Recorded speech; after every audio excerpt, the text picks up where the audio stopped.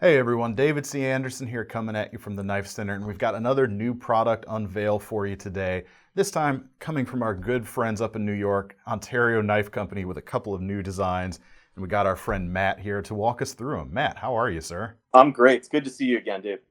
Yeah, you too. I see you've moved a lot location-wise from our last interview. I try to keep it consistent, so I'm sticking with the home office for this again. Yeah. Well, we hope you're doing great up there. We've been holding down the fort down here. Thanks for sending us a couple samples of these to take a look at. What do we got here to show the fine people at home? Yeah. So what we have today, I don't know how many people have seen them yet or not. We did kind of like our own debut for these last week or a couple of weeks ago. We have the Adirondack series that has made its way into the 2021 lineup.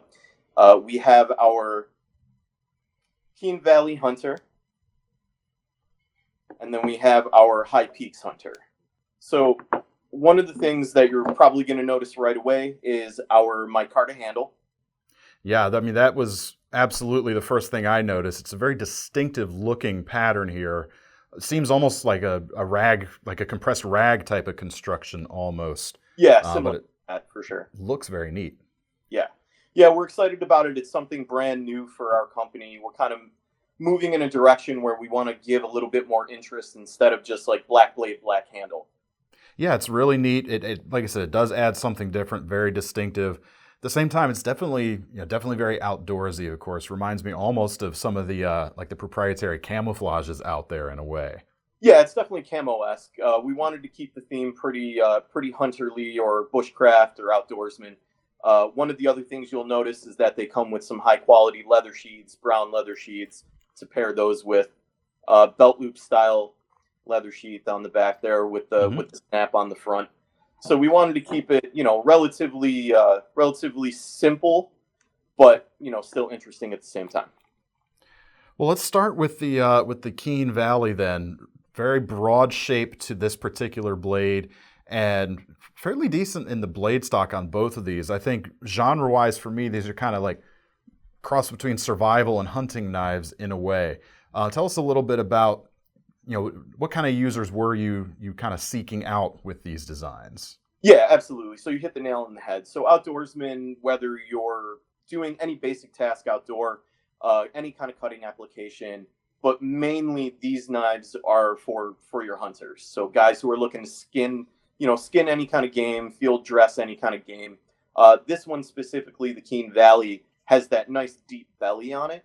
Yeah. So our designer Dan Maragni, who a lot of people will probably know from our Bushcraft series knives, Spec Plus Gen 2 knives, and our Agilite Kitchen series, know that he's an avid outdoorsman, a great forger, great knife designer, and some of his own words were, "This is built for multiple application, but big bellied, so that you can get any kind of large game skinning with this knife." The handle in particular, with that really nice long finger guard, it's gonna protect you from slipping upwards and cutting any of your hands on, if you hit a bone, something moving forward, you don't want to hurt yourself. Yeah. The large butt on this aligns your hand with the blade so that it keeps you focused on what you're cutting. Yeah, I mean, it feels good there. There's a lot of sweep to that belly. I mean, it's Yeah. ready for those long sweeping cuts.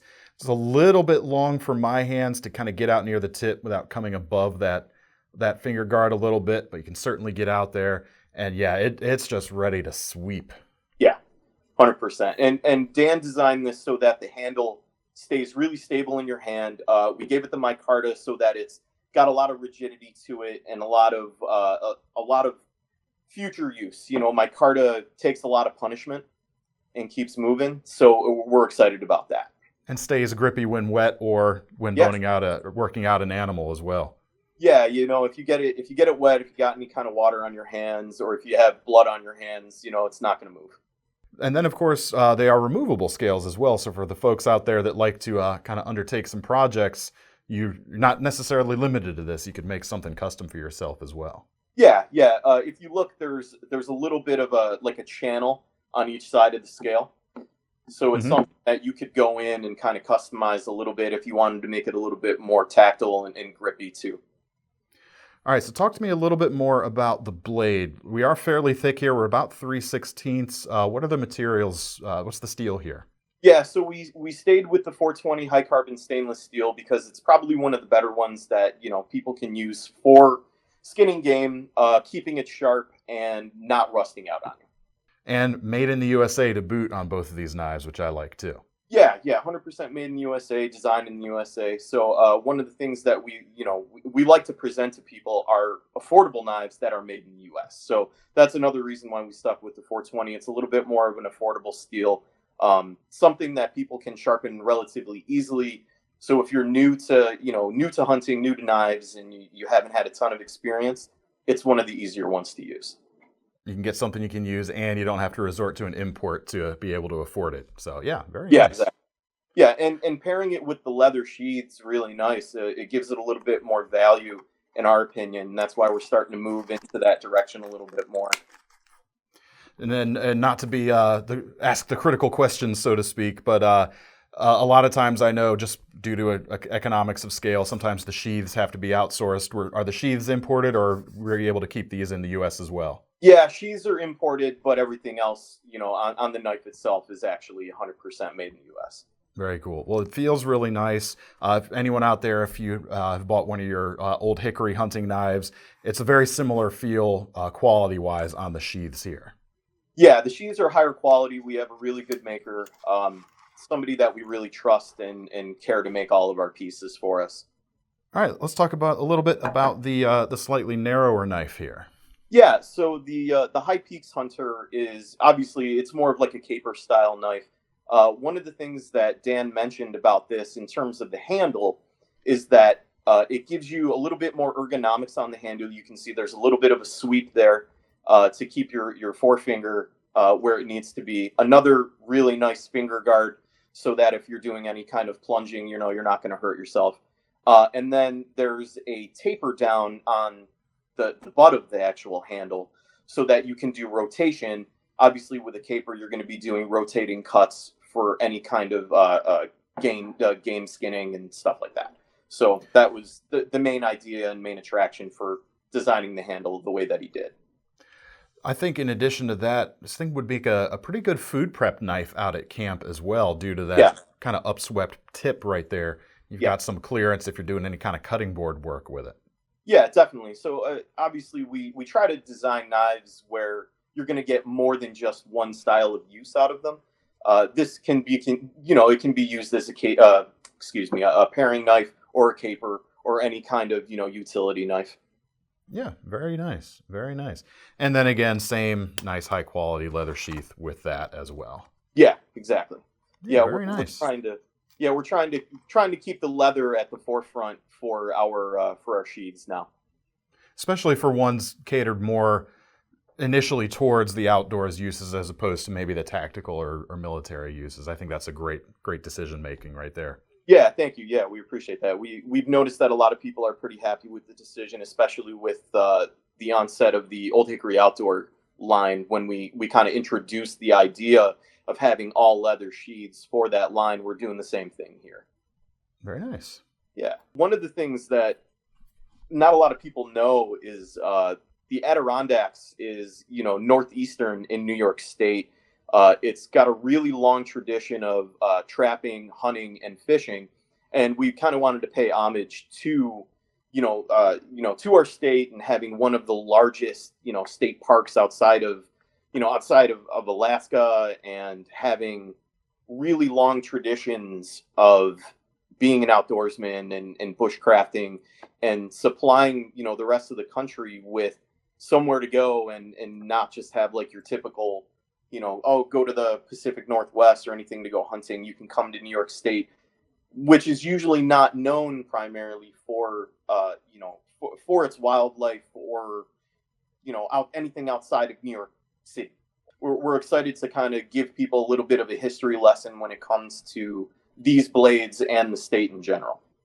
Yeah, no, I think they're really cool. They got some really nice shapes going on. Again, I appreciate the American construction really paired with that last sentiment that you just mentioned as well. I think they work really nicely together. Yeah. What time frame should we expect these to start making their way out to folks like us? Yeah, sure. So we did a small sprint run for our website so we could throw them up there and get some people excited about, grabbing a few before they come out. We're looking probably around March for a full distribution on that. So, about another month or so. All right, that sounds good.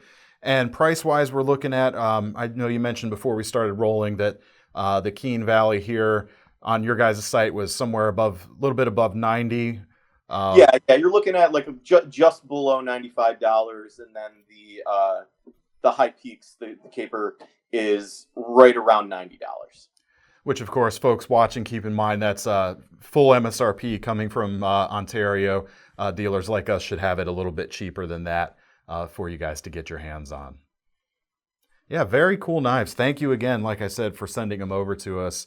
I'm really excited to see more from you guys. I think there's a lot that you guys bring to the community, even if some folks aren't always necessarily looking at you guys. But that's what I'm here to do to get people looking at you guys some more, because I love it. Well, we appreciate that. Thank you so much. And thank you for giving us the opportunity again to come and display some of our new pieces for 2021. We have another full set of other items that made their debut a couple of weeks ago. And hopefully, you guys are able to grab a few of those and put them on the website and get people excited about them too.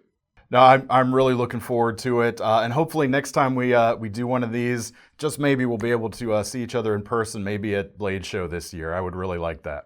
Yeah, it'd be great to see everybody again. But for the time being, it's great that we have the technology to keep in touch, and we're able to continue, talking about what we have to offer the community and where it's going to go. Absolutely. Well, Matt, thank you so much for sending this stuff. Thank you so much for taking the time out of your schedule to talk to us about them. Folks out there that are watching, make sure to keep your eyes on this channel as well as our social media outlets when these are going to be available to start ordering yourself. So, Matt, thank you so much, sir.